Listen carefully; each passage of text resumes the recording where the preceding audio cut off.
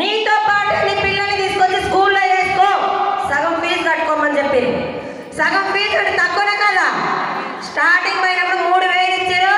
నా పిల్లల్ని తీసుకొని 7:30 పోవాలి. స్కూల్లో టీచర్ కాదు, నేను జాయిన్ అయింది చిన్న పిల్లల దగ్గర, నర్సరీ ఎల్కేజీ దగ్గర మూతులు ముట్లు కడుక్కోవడానికి జాయిన్ అయినా. నాతో పాటు 5 ఆయమ్మలు పోయినాం. 5 ఆయమ్మలు ఊర్లో తోడుంటారని వెళ్తే రోజుకొక ఆయమ్మ మానేస్తుంది.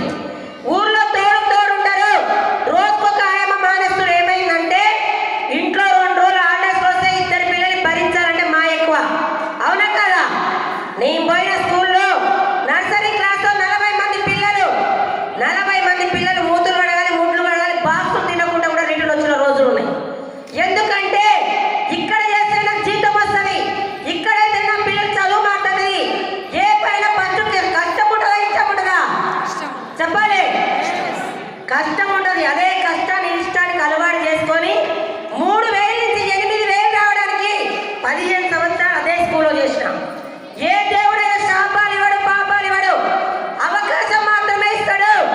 నేను ఈ రోజు ఇక్కడ నిలబడటానికి కారణం మా గ్రేట్ అప్రెంటిస్ పాండు సార్కే. ఇలాంటి వేల మీటింగ్లు పెట్టి తల్లిను నిలబడి వస్తుంది, తల్లిను నిలబడి గెలుస్తుందని మన మా గురువు గారు ఎంఎస్ సార్కే, పేదవాళ్ళ గురించి ఈ కంపెనీ పెట్టిన దేవుడు గౌతమ్ బాలి సార్కే నేను నా ఫ్యామిలీ 3 తరాలు రుణపడి ఉంటాం. పాండు సార్ మా రోడ్ కండక్టర్, వ్యవసాయ పని చేసుకున్న దాని అన్ని ఇంట నమ్ముతామా? నా ఇంట 3 నెలలు పడ్డాడు. ఒక్క మీటింగ్ రా తల్లి, నేను రాను, నేను చాలా బిజీ. కానీ రామ్మా నా ఇంట 3 నెలలు పడితే ఇదంతా నాకు వద్దు అని నేను వదిలిపెడితే నేను చాలా బిజీ అనే టైంలో నాకు ఒకరోజు బస్సు ఆపకుండా వెళ్ళిపోయాడు. నాకు అర్థమైంది, నేను రోజు బస్సు ఎక్కడ తప్పదు, ఊరికి బస్సు రాక తప్పదు. అవునా కదా? కండక్టర్తో గొడవ పెట్టుకుంటే మనం బస్సు ఎక్కలేము.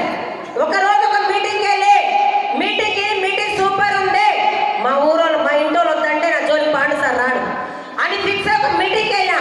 మీటింగ్లో చాలా మంది లీడర్లు మాట్లాడుతారు, అందరు మాట్లాడు కూడా కరెక్ట్ కాలే. 20,000 30,000 అంటే నాకు ఏది నచ్చాయి.